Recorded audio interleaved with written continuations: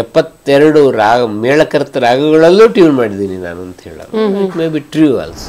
ಯಾರ ಜೊತೆಗೂ ಜಗಳಕ್ಕೆ ಹೋಗ್ತಿರ್ಲಿಲ್ಲ, ಯಾರ ಜೊತೆಗೂ ಮಾತಿಗೆ ಹೋಗ್ತಾ ಇರಲಿಲ್ಲ, ಬಹಳ ಶಾಂತ ಸ್ವಭಾವ. ಅಣ್ಣ ಅವ್ರಿಗೆ ಟಿ ಜಿ ಲಿಂಗಪ್ಪ ಅನ್ಕೊಂಡ್ರೆ ಬಹಳ ದೊಡ್ಡ ಗೌರವ. ಅಣ್ಣವ್ರ ಮ್ಯೂಸಿಕ್ ಡೈರೆಕ್ಟರ್ನ ಆರಿಸ್ಕೊಳ್ಬೇಕಾದ್ರೆ ಯೋಚನೆ ಮಾಡೋದು. ಆದ್ರೆ ಇಡೀ ಜಗತ್ತಿನಲ್ಲೇ ಡೋಲಕ್ನಿಂದ ಸಂಗೀತ ಕೊಡ್ತಿದ್ದ ಏಕೈಕ ನಿರ್ದೇಶಕ ಅಂದ್ರೆ ಸತ್ಯ. ಮ್ಯಾಚ್ ಬಾಕ್ಸು, ಮ್ಯಾಚ್ ಸ್ಟಿಕ್ ಇಷ್ಟೇ ಇನ್ಸ್ಟ್ರೂಮೆಂಟ್ ಇಷ್ಟನ್ನು ಇಟ್ಕೊಂಡು ಇಡೀ ಹೂವು ಮುಳ್ಳು ಸಿನಿಮಾದ ಹಾಡುಗಳನ್ನು ಮಾಡಿ ಮೈಲ್ ಸ್ಟೋನ್ ಕ್ರಿಯೇಟ್ ಮಾಡಿದ ಹಿಸ್ಟ್ರಿ ಮೂವಿಯಲ್ಲಿ ಇವ್ರದೊಂದು ಪಾರ್ಟ್ ಇದೆ ಅಂತ ಹೇಳೋದು. ರಾಜ್ಕುಮಾರ್ ಹೇಳುವ ಪ್ಯಾತು ಬಹಳ ಅಪರೂಪದ. ರಾಜ್ಕುಮಾರ್ ಹೇಳುವ ಪ್ಯಾತು, ಅನುರಾಗ ಏನಾಯ್ತು, ಈ ತರದ ಹಾಡುಗಳನ್ನ ರೇಂಜ್ ಅನ್ನ ಇಳೆಯರಾಜ ಕೊಟ್ರು. ನಮ್ಮ digital partners Shakti silk route, unity building, JC ರಸ್ತೆ, ಬೆಂಗಳೂರು. ಮನೆಯಲ್ಲಿ ಕುಳಿತು ಬ್ರಾಹ್ಮಣ ವಧುವರ ಮಿಶ್ರಣಿ ಮಾಡಲು ಒಂದು ಸುವರ್ಣಾವಕಾಶ. ಸಂಪರ್ಕಿಸಿ ಅನುರಾಗ ಮ್ಯಾಟ್ರಿಮೋನಿ. ಜಗತ್ತನ್ನು ನೋಡೋಣ ಬನ್ನಿ, ನಮ್ಮೊಂದಿಗೆ ನಡೆಸಿ ಧಾರ್ಮಿಕ ಯಾತ್ರೆ. ಸ್ವಲ್ಪ ಕಮ್ಮಿ ಸಿನಿಮಾ ಮಾಡಿದವರು, ಬಟ್ ಅಣ್ಣವ್ರು ಹಳೆ ಸಿನಿಮಾಗಳಿಗೆಲ್ಲ ಮಾಡಿದ್ದಾರೆ. T G Lingappa T G Lingappa one of the senior music director. ಮತ್ತು ನಂಗಂತೂ ಬಹಳ ಆತ್ಮೀಯರು ಟಿ ಜಿ ಲಿಂಗಪ್ಪ ಅವರು. ಅವರೇ ಆ್ಯಕ್ಚುಲಿ ನಂದು ಯಾವುದೋ ಒಂದು ಲೇಖನ ನೋಡಿ ಫೋನ್ ಮಾಡಿ ಕರೆಸ್ಕೊಂಡಿದ್ರು. ಬಹಳ ಇಷ್ಟ ಆಯಿತು ನೀವು ಬರೆದಿದ್ದು ಅಂತ ಹೇಳಿ. ಹೆಚ್ಚು ಮಾತನವರಲ್ಲ T G Lingappa. T G Lingappa ಆಮೇಲೆ ಅವರು ನಮ್ಮ ಇವರೆಲ್ಲ ಹಿಂದೂಸ್ತಾನಿ ಟ್ಯೂನ್ ಮಾಡೋರು, ಎಲ್ಲ ಮ್ಯೂಸಿಕ್ ಡೈರೆಕ್ಟರ್ ನಾನು ಹೇಳಿದವರು. ಕರ್ನಾಟಕ ಮಾಡ್ತಿದ್ದವರು ಟಿ ಜಿ ಲಿಂಗಪ್ಪ ಒಬ್ಬರೇ ಅಂತ ಅವರು ಹೇಳೋರು. ನಾನು 72 ಮೇಳಕರ್ತ ರಾಗಗಳಲ್ಲೂ ಟ್ಯೂನ್ ಮಾಡಿದ್ದೀನಿ ನಾನು ಅಂತ ಹೇಳೋರು. It may be true also. ಆಮೇಲೆ ಬಿ ಆರ್ ಪಂತ್ಲು ಅವರ ಪದ್ಮಿನಿ ಪಿಕ್ಚರ್ಸ್ನ ಎಲ್ಲ ಸಿನಿಮಾಗಳಿಗೂ ಸಂಗೀತ ನಿರ್ದೇಶನ ಮಾಡೋದು ಟಿ ಜಿ. ಸೊ ಅದು ಬಹುಶಃ ಭಾರತೀಯ ಇತಿಹಾಸದಲ್ಲಿ ಒಂದು ಬಹಳ ಅಪರೂಪದ ಘಟನೆ.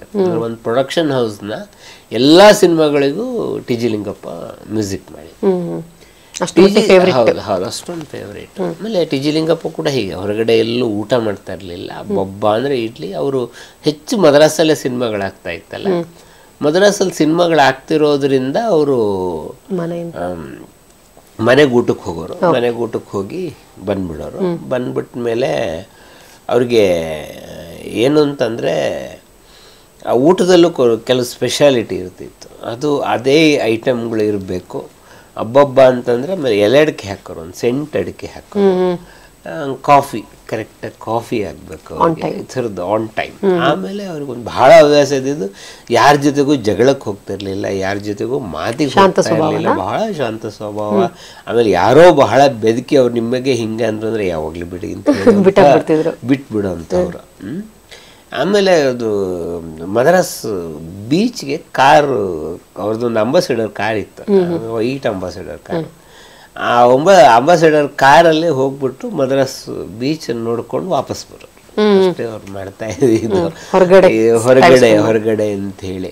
ಅವ್ರ ಮಗಳ ಮನೆಗೆ ಬೆಂಗಳೂರಿಗೆ ಬರೋರು. ಬಂದ್ರೆ ಅವ್ರು ಒಂದೇ ಒಂದು ಔಟ್ ಸೈಡ್ ಅಂತಂದ್ರೆ MTR ಅಲ್ಲಿ ಖಾರ ಬಾತ್ ತಿನ್ನೋರು. MTR ಅಲ್ಲಿ ಅದು ಯಾರೋ ಒಂದು ಏನಿದ್ರು, ನಾನು ಅವ್ರು 3 ಸಲ ಅವ್ರ ಜೊತೆಗೆ ಹೋಗಿದ್ದೀನಿ. ಹಂಗೆ MTR ಖಾರ ಬಾತು ಒಂದೇ. ಆಮೇಲೆ ಅವರು ಬಹಳ ನಾನು ವೆಜಿಟೇರಿಯನ್ ಅಂತ ಹೇಳ್ಕೊಳ್ಳೋರು, ಬಟ್ ಅವ್ರಿಗೆ ಸಮುದ್ರದ ಮೀನು ಬಹಳ ಇಷ್ಟ ಅವ್ರಿಗೆ. ಸೊ ನಾನು, ಸರ್ ಅದು ಹೆಂಗ್ ಸರ್ ವೆಜಿಟೇರಿಯನ್ ಆಗ್ತೀರಿ, ಸಮುದ್ರದ ಮೀನು ತಿಂತೀರಾ ನೀವು ಅಂದ್ರೆ, ನೋಡಿ ಅದು ಸಮುದ್ರದಲ್ಲಿ ನ್ಯಾಚುರಲ್ ಆಗಿ ಬೆಳೆಯುತ್ತೆ, ಅದು ವೆಜಿಟೇರಿಯನ್ ಅಂತ ಆರ್ಗ್ಯೂ ಮಾಡೋರು. ಸೊ ವೈಟ್ ಆ್ಯಂಡ್ ವೈಟ್ ಅಂತ ಅವರೇ ಕಳ್ಕೊಂಡು, ನೀವು ಯಾವುದೇ ಟಿ ಜಿ ಲಿಂಗಪ್ಪನ ಫೋಟೋ ನೋಡಿ ಬಿಳಿಯ ಜುಬ್ಬ ಪಂಚೆ, ದಟ್ಟಿ ಪಂಚೆ. ಬಟ್ ಒಂದೇ ಒಂದು ಅವ್ರದ್ದು ಬ್ಲ್ಯಾಕ್ ಕಲರ್ ಫೋಟೋ ಇದೆ ನನ್ನ ಹತ್ರ ಇದೆ. ನನ್ಗೆ ಕೊಟ್ಟಿದ್ರು ಅವರು, ಚೆಕ್ ಶರ್ಟ್ ಹಾಕಿರೋದೊಂದು ಫೋಟೋ ಕೊಟ್ಟಿದ್ರು. Very favourite. ಎಲ್ಲ ವೈಟ್ ಆ್ಯಂಡ್ ವೈಟ್ ಅಂತ ಅವ್ರನ್ನ ಕರ್ಕೊಳ್ಳೋರು. there is a black and white photo. Check shirt ಹಾಕಿರೋಂಥದ್ದು. ಅಣ್ಣ ಅವರಿಗೆ ಟಿ ಜಿ ಲಿಂಗಪ್ಪ ಅನ್ಕೊಂಡ್ರೆ ಬಹಳ ದೊಡ್ಡ ಗೌರವ. ಅಮ್ಮ ಹೇಳೋರು. ಸೊ ಬಬ್ರು ವಾಹನ ಅವರು ಬಹಳ ಅದ್ಭುತವಾದ ಹಾಡುಗಳನ್ನ, ಆರಾಧಿಸುವೆ ಮದನಾರಿಯನ್ನ ಅಣ್ಣವ್ರು ಬಹಳ ಇಷ್ಟಪಟ್ಟು ಮಾಡಿದಂಥ ಹಾಡದು. ಮತ್ತು ಯಾರೋ ಅಣ್ಣವ್ರಿಗೆ ಶ್ರುತಿ ಸೇರಲ್ಲ ಮತ್ತೊಂದು ಖಂಡಿತ ಆರಾಧಿಸುವೆ ಮದನಾರಿ ಕೇಳ ಒಂದೇ ಟೇಕಿಗೆ ಓಕೆ ಆಗಿರುವ ಹಾಡು. ಸೊ ಅಣ್ಣವ್ರು ಅದನ್ನು ಇಷ್ಟಪಟ್ಟಿದ್ರು. ನಂಗೆ ಆರಾಧಿಸುವೆ ಮದನಾರಿ ಈ ಥರದ್ದು ಅವ್ರಿಗೆ ಆ್ಯಕ್ಚುಲಿ ಶಿವಶಂಕರಿ ಹಾಡಿನಲ್ಲಿ ಒರಿಜಿನಲಿ ಜಗದೇಕ ವೀರನ ಕಥೆನಲ್ಲಿ ನೀವು ನೋಡಿರ್ಬೋದು, NTR 10 ಥರ ಬರ್ತಾರೆ. ತಬಲಾ ಬರ್ಸೋರು NTR, ಹಾರ್ಮೋನಿಯಂ ನುಡಿಸೋರು NTR, ವೈಲಿನ್, ಈ ಥರದ್ದೊಂದು ಆ ಥರದ್ದು ಹಾಡಬೇಕು ಅನ್ನೋದು ರಾಜ್ಕುಮಾರ್ ಅವ್ರಿಗೆ ಕನಸಿತ್ತು. ಮತ್ತು ಅವ್ರು ರಾಜ್ಕುಮಾರ್ ಹೇಳಿದ್ರು, ಇಲ್ಲ ಅದನ್ನು ಮಾಡಬಲ್ಲವರು ಟಿ ಜಿ ಲಿಂಗಪ್ಪ ಒಬ್ಬರೇನೆ ಅಂತ ಹೇಳಿ.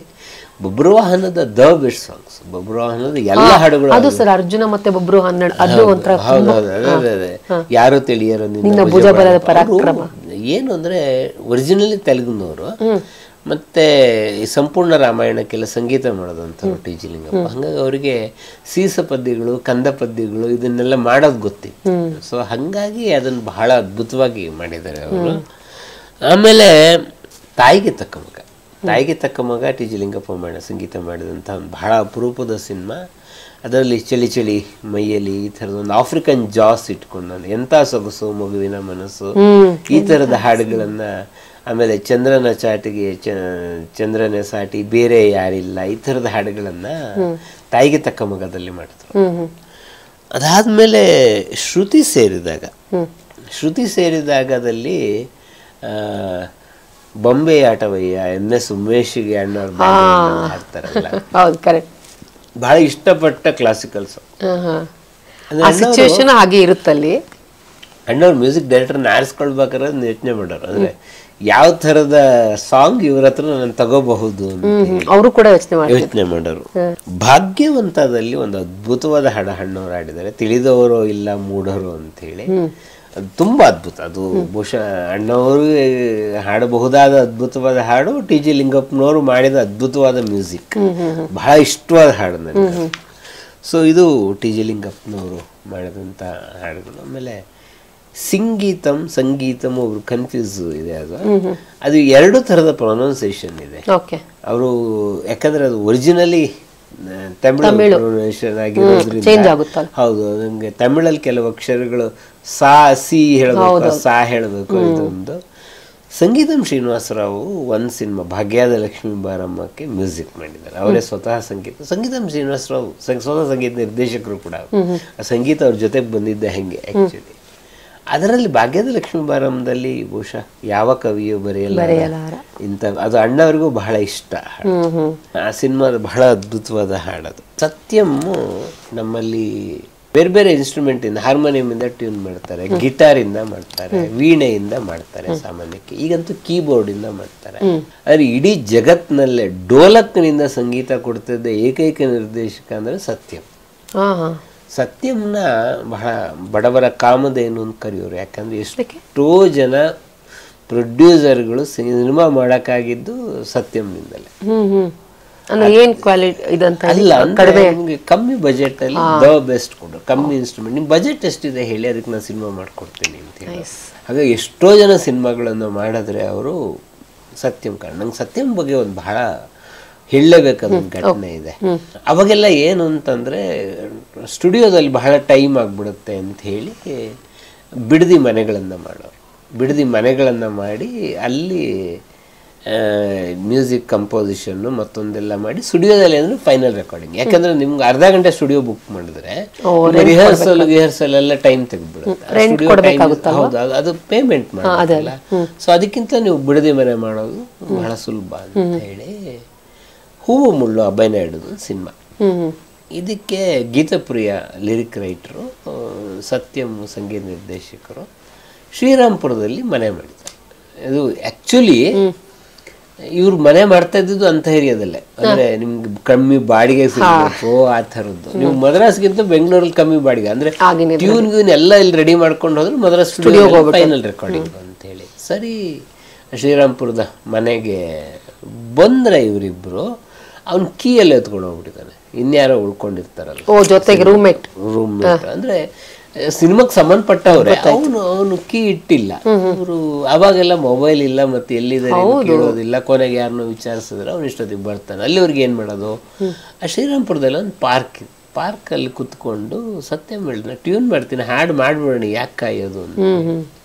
ಹಾಡು ಮಾಡೋಕ್ಕೆ ಏನಾದ್ರು ಇನ್ಸ್ಟ್ರೂಮೆಂಟ್ ಬೇಕಲ್ಲ, ಮ್ಯಾಚ್ ಬಾಕ್ಸು, ಮ್ಯಾಚ್ ಸ್ಟಿಕ್, ಇಷ್ಟೇ ಇನ್ಸ್ಟ್ರೂಮೆಂಟ್. ಇಷ್ಟನ್ನು ಇಟ್ಕೊಂಡು ಇಡೀ ಹೂವು ಮುಳ್ಳು ಸಿನಿಮಾದ ಹಾಡುಗಳನ್ನು ಮಾಡಿದ್ದಾರೆ ಸತ್ಯ. ಅಂದ್ರೆ ಅದು ಹೇಗೆ ಮ್ಯಾಚ್ ಬಾಕ್ಸ್, ಮ್ಯಾಚ್ ಸ್ಟಿಕ್ ಅಷ್ಟೇ ಟಿಕ್ ಟಿಕ್ ಟಿಕ್ ಟಿಕ್ ಅಂತ ಹೊಡ್ಕೊಂಡು ಸೌಂಡ್, ಅದಕ್ಕೆ ನೀವು ಲಿರಿಕ್ಸ್ ಬರ್ತೀವಿ. ಅದು ಸತ್ಯಂಗಿರೋ ಶಕ್ತಿ ಏನು ಅನ್ನೋದಕ್ಕೆ ನಾನು ಇನ್ಸಿಡೆಂಟ್ ಅಲ್ಲ ಅದೇ ಅಂದೆ ಯು ಕಾಂಟ್ ಇಮ್ಯಾಜಿನ್ ಅಂದ್ರೆ ಅದನ್ನು ಬಳಸ್ಕೊಂಡು ಮಾಡಬಹುದು ಅಂತ ಹೇಳಿ ಅಂತ ಅಗ್ರಗಣ್ಯ ಸಂಗೀತ ನಿರ್ದೇಶಕರು. ಅಣ್ಣವ್ರು ಅಭಿನಯಿಸಿದ ಅನೇಕ ಸಿನಿಮಾಗಳಿಗೆ ಸತ್ಯಂ ಮಾಡಿದ್ದಾರೆ. ಅಣ್ಣವ್ರು ಹಾಡಿದ ಒಂದೇ ಒಂದು ಸಿನಿಮಾಕ್ಕೆ ಮಾಡಿದ್ದು ಕೆರಳದ ಸಿಂಹ. ಕೆರಳದ ಸಿಂಹದಲ್ಲಿ ಒಂದು ಬಹಳ ಅದ್ಭುತವಾದ ಹಾಡಿದೆ, ಅದು ಸತ್ಯಂ ಸ್ಟೈಲ್ ಸಾಂಗ್. ಅಂದರೆ ಕೆಲವ್ರಿಗೆ ಕೆಲವು ಸ್ಟ್ಯಾಂಪ್ ನೋಟ್ ಅಂತಿರುತ್ತೆ, ಅಂದರೆ ಇದಂದ್ರೆ ಸತ್ಯ ಮೊದಲೇ ಹೇಳ್ಬಿಡ್ಬೋದು ಫಾಸ್ಟ್ ಟ್ರ್ಯಾಕ್. ಏನೋ ದಾಹ ಏನೋ ಮೋಹ ಎಸ್ ಜಾನಕಿ ಜೊತೆಗೆ ಹಾಡಿದ್ದಾರೆ ಅಣ್ಣವರು, ದ ಬೆಸ್ಟ್. ಅದು ಸತ್ಯಮೇ ಮಾಡಬಹುದಾದ ಟ್ಯೂನ್ ಅದು. ಅದರಲ್ಲಿ ಒಂದು ಮಾತು ನಿನಗೆ ಗೊತ್ತು, ಈ ಥರದೊಂದು ಸಂಭಾಷಣೆಯ ಸ್ಟೈಲ್ನ ಒಂದು ಹಾಡಿದೆ ಅದು. ಆಮೇಲೆ ಅಮ್ಮ ನೀನು ನಮಗಾಗಿ, ಕೆರಳ ಸಿನಿಮಾ. ಆಮೇಲೆ ಇನ್ನೊಂದು 2-3 ಸಿನಿಮಾಗಳಿಗೆ ಸತ್ಯಂ ಅಣ್ಣವ್ರು ಮಾಡಬೇಕಾಗಿತ್ತು, ಅದು ಆಗಲಿಲ್ಲ. ಅದು ಬಹಳ ವಿಶೇಷ ಅಂತಂದರೆ ಆಗೊಂದು ಸಣ್ಣ ಅಂದ್ರೆ ಪತ್ರಿಕೆಯವರು ಮಾಡೋ ರೂಮರ್ಗಳು, ಸಾಹಸ ಸಿಂಹ ಮತ್ತು ಕೆರಳದ ಸಿಂಹ ನಡುವೆ ಒಂದು ಸ್ವಲ್ಪ ಕಾಂಪಿಟೇಷನ್ನು, ಈ ಥರದ್ದು 2 ಕಾಂಪಿಟೇಟಿವ್ ಸಿನಿಮಾ ಅಂತ ಬರ್ತಿತ್ತು. ಸತ್ಯಂ ಭಾಳ ಹೆಮ್ಮೆಯಿಂದ ಹೇಳ್ಕೊಳ್ಳೋರು, ಅಂದ್ರೆ 2 ನೀವು ಯಾವ ಕಾಂಪಿಟೇಟಿವ್ ಸಿನಿಮಾ ಅಂತ ಕರಿತೀರೋ ಅದು 2ಕ್ಕೂ ಸಂಗೀತ ಕೊಟ್ಟು ಸತ್ಯಮೇ. ಸಾಹಸ ಸಿಂಹದ ಸಂಗೀತ ನಿರ್ದೇಶಕರು ಸತ್ಯಮೇ, ಕೆರಳ ಸಿಂಹಕ್ಕೂ ಸತ್ಯಮೇ ಸಂಗೀತ ನಿರ್ದೇಶಕರು ಅಂತ. ಸೊ ಇನ್ನೊಬ್ರು ನಾವು ನೆನ್ಪು ಮಾಡ್ಕೋಬೇಕಾದ ಸಂಗೀತ ನಿರ್ದೇಶಕರು ಇಳಿಯರಾಜ. ಈಗ ಸಾಮಾನ್ಯವಾಗಿ ನಾವು ಸಂಗೀತ ಮಾಂತ್ರಿಕ ಅಂತಂದ್ರೆ ಇಳಿಯರಾಜ್ ಅವರು ಕೂಡ ಅಗ್ರ ಪಂಕ್ತಿಯಲ್ಲಿ ಇದ್ದೇ ಇರ್ತಾರೆ. ಅದೊಂದು ತಿಳ್ಕೊಳ್ಳೋ ಕುತೂಹಲ ನಂಗೆ. ಇಳಿಯರಾಜ್ ಅವರು ಹಾಗೂ ಡಾಕ್ಟರ್ ರಾಜ್ಕುಮಾರ್ ಅವರ ಕಾಂಬಿನೇಷನ್ ಅಲ್ಲಿ ಒಳ್ಳೆಯ ಸಂಬಂಧ ಇತ್ತು. ಮತ್ತೆ ಇಳಿಯರಾಜ ಬೇರೆ ಬೇರೆ ಕಾರಣಕ್ಕೆ ರಾಜ್ಕುಮಾರ್ಗೆ ಜಾಸ್ತಿ ಸಿನಿಮಾ ಮಾಡಿಲ್ವೇ ಹೊರತು, ಅವ್ರು GK ವೆಂಕಟೇಶ್ ಅಸೋಸಿಯೇಟ್ ಆದ ಬಂಗಾರದ ಮನುಷ್ಯದಿಂದಲೂ ರಾಜ್ಕುಮಾರ್ಗೆ ಒಡನಾಟ ಇತ್ತು ರಾಜ್ಕುಮಾರ್ ಜೊತೆಗೆ. ಅದರಲ್ಲಿ ಒಂದು ಬಹಳ ಅವ್ರು ಯಾವಾಗಲೂ ನೆನಪು ಮಾಡ್ಕೊಳ್ತಿದ್ದ ಹಾಡು ರಾಜನನ್ನ ರಾಜದಲ್ಲಿ ತನುವು ಮನವು ಇಂದು ನಿಂದಾಗಿದೆ. ಅದನ್ನು ಇಳೆಯರಾಜನೇ ಕಂಪೋಸ್ ಮಾಡಿದ್ದು, GK ವೆಂಕಟೇಶ್ ಟ್ಯೂನ್ ಮಾಡಿ ಮಾಡಿದರು. ಆವಾಗ ಇಳಿಯರಾಜ, ನಾನು ಒಂದ್ಸಲ ಇಳಿಯರಾಜನ ಇಂಟರ್ವ್ಯೂ ಮಾಡುವಾಗ ಅವ್ರು ಹೇಳಿದರು, ಸೊ ಅದು ಸೆಕೆಂಡ್ ಫಾಲೋ ಅಂತ ಮೆಥಡ್. ಅಂದರೆ ನಿಮಗೆ ಸಾಮಾನ್ಯಕ್ಕೆ ಲಿರಿಕ್ಸ್ ಪಲ್ಲವಿ ರೇಂಜ್ ಇರುತ್ತಲ್ಲ, ನಿಮಗೆ ಮ್ಯೂಸಿಕ್ನ ರೇಂಜ್ ಅದಕ್ಕಿಂತ ಕೆಳಗಿರುತ್ತೆ. ಬಟ್ ಅದಕ್ಕಿಂತ ಜಾಸ್ತಿ ಹೋದರೆ ಅದು ಸಿಂಗರ್ಗೂ ಚಾಲೆಂಜು ಮತ್ತು ಟ್ಯೂನ್ ಮಾಡೋರ್ಗೂ ಚಾಲೆಂಜ್. ಸೊ ತನು ಮನವು ಇಂದು ನಿಂದಾಗಿದೆ ಈ ಥರದ್ದು. ಹಿಂದಿಲಿ ಶಂಕರ್ ಜಯಕಿಶನ್ ಅಂತವ್ರು ಈ ಥರದ್ದು, ಕನ್ನಡದಲ್ಲಿ ಇದು ಬಹಳ ಅಪರೂಪ. ಆ ಥರದ್ದು ಮಾಡೋಕ್ಕೆ ಸಾಧ್ಯತೆ GK ವೆಂಕಟೇಶ್ ಒಬ್ಬರಿಗೆ. ಇಳೆಯರಾಜ ನಾನು ಅದರಿಂದ ಇನ್ಫ್ಲೂಯೆನ್ಸ್ ಆಗಿ ಮುಂದೆ 100 ಪ್ರಯೋಗಗಳನ್ನು ಮಾಡಿದೆ ಅಂತ ಹೇಳ್ಕೊಂಡಂಗೆ, ತನುವು ಮನವು ನಿಂದಾಗಿದೆ ಕಂಪೋಸಿಷನ್ ಇವತ್ತಿಗೂ ಮರೆಯೋಕ್ಕಾಗಲ್ಲ ಅಂತ ಇಳಿಯರಾಜ ಹೇಳ್ಕೊಂಡ್ರು. ಇಳೆಯರಾಜ ಮತ್ತು ಇವರಿಗೆ ಒಂದು ಬಹಳ ಮುಖ್ಯವಾದ ಘಟನೆ ಹೇಳಬೇಕು ಅಂತಂದರೆ ಬಂಗಾರದ ಮನುಷ್ಯ ಸಿನಿಮಾ ಚೌಡಯ್ಯ ಹಾಲ್ನಲ್ಲಿ ಅದರ ಶತದಿನೋತ್ಸವ ಕಾರ್ಯಕ್ರಮ. GK ವೆಂಕಟೇಶು ಅವರಿಗೆ ಸಂಗೀತ ನಿರ್ದೇಶಕರು ಆ ಸಿನಿಮಾದ ಕರೆದು ಸನ್ಮಾನ ಮಾಡಿದ್ದಾರೆ. GK ವೆಂಕಟೇಶ್ ಅವಾಗ ಮೈಕ್ ತಗೊಂಡು ಹೇಳಿದ್ರು, ಈ ಸಿನಿಮಾದ ಮೊದಲ ಹಾಡು ನನ್ನ ಶಿಷ್ಯ ಇಳೆಯರಾಜ ಮಾಡಿರೋದು, ಅವನಿಗೂ ಸಂಗೀತ ನೀವು ಸನ್ಮಾನ ಮಾಡಿ ಅಂತೇಳಿ. ನಗು ನಗುತ್ತಾ ನಲಿನಲಿ ಏನೇ ಆಗಲಿ ಅಂತ ಹೇಳಿ ಇಳೆಯರಾಜ ನನ್ನ ಇಂಟರ್ವ್ಯೂನಲ್ಲಿ ಆ ಮಾತು ಹೇಳಿದ್ರು. ಅದನ್ನ GK ವೆಂಕಟೇಶ್ ಹೇಳಬೇಕಾಗಿರ್ಲಿಲ್ಲ. ಸೊ ಅವ್ರ ಮ್ಯೂಸಿಕ್ ಡೈರೆಕ್ಟರ್ ಆ ಸಿನಿಮಾ. ಹಿಂಗೆ ನಮ್ಮನ್ನು ರೆಕಗ್ನೈಸ್ ಮಾಡುವ ಮೂಲಕ ನಮಗೊಂದು ಕಾನ್ಫಿಡೆನ್ಸ್ ಡೆವಲಪ್ ಆಯ್ತು, ನಾವು ಮಾಡ್ತೀವಿ ಅದನ್ನು ಮಾಡಬಲ್ಲೆವು ಅಂತ ಹೇಳಿ. ಸೊ ನಾನು ಆ ಇನ್ಸಿಡೆನ್ಸ್ಗೆ ಜೀವನ ಪೂರ್ತಿ ಋಣಿಯಾಗಿದ್ದೀನಿ. ಅಂದರೆ 1000 ಸಿನಿಮಾ ಮಾಡಿದ್ದಾರೆ ಇಳೆಯರಾಜ, ಬಟ್ ಅವರ ಹೆಸರಿನಲ್ಲಿ ಇಲ್ಲದ ನಗು ನಗುತ್ತಾ ನಲಿನಲ್ಲಿ ಅವ್ರಿಗೆ ಒಂದು ದೊಡ್ಡ ಕಾನ್ಫಿಡೆನ್ಸ್ ಅಂತ ಮೈಲ್ ಸ್ಟೋನ್ ಕ್ರಿಯೇಟ್ ಮಾಡಿದ ಹಿಸ್ಟ್ರಿ ಮೂವಿಯಲ್ಲಿ ಇವ್ರದೊಂದು ಪಾರ್ಟ್ ಇದೆ ಅಂತ ಹೇಳೋದು ಬಹಳ. ಸೊ ಒಂದೇ ಸಿನಿಮಾ ಇಳೆಯರಾಜ ರಾಜ್ಕುಮಾರಿ ಮಾಡಿದ್ದು ನೀನನ್ನ ಗೆಲ್ಲಲಾರೆಯಲ್ಲಂತೂ ಅದರ ಸ್ಟಾಮ್ ಸಾಂಗ್ ನನ್ನ ನೀನು ಗೆಲ್ಲಲಾರೆ, ಅದು ಬಹಳ ಇಷ್ಟಪಟ್ಟು ಮಾಡಿದಂಥ ಹಾಡದು. ಆಮೇಲೆ ಅದರಲ್ಲಿ ಜೀವ ಹೂವಾಯಿತು, ಅದು ಅದು 2 ರಾಗವನ್ನು ಬಳಸಿ ಮಾಡಿರೋದು. ಅಂದರೆ ಐ ಲವ್ ಯು ಬೇರೆ ರಾಗದಲ್ಲಿದೆ, ಇದು ಬೇರೆ ಇದೆ, ಹಾಡು ಬೇರೆ ಟ್ಯೂನಲ್ಲಿ ಹೋಗುತ್ತೆ. ಈ ಥರದ ಎಕ್ಸ್ಪೆರಿಮೆಂಟ್ ಇಳೆಯರಾಜ ಸಾಕಷ್ಟು ಬೇರೆ ಬೇರೆನೂ ಮಾಡಿದ್ದಾರೆ ಅವರು. ಆಮೇಲೆ ರಾಜ್ಕುಮಾರ್ ಹೇಳೋ ಪ್ಯಾತು ಬಹಳ ಅಪರೂಪದ, ರಾಜ್ಕುಮಾರ್ ಹೇಳೋ ಪ್ಯಾತು ಅನುರಾಗ ಏನಾಯ್ತು, ಈ ಥರದ ಹಾಡುಗಳನ್ನು ರೇಂಜನ್ನು ಇಳೆಯರಾಜ ಕೊಟ್ಟರು.